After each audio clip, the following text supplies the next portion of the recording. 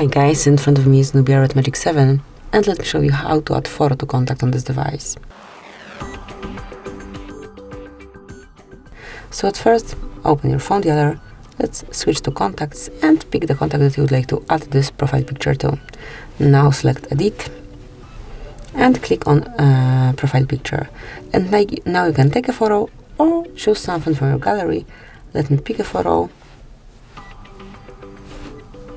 Now you can smoothly personalize it as only you wish.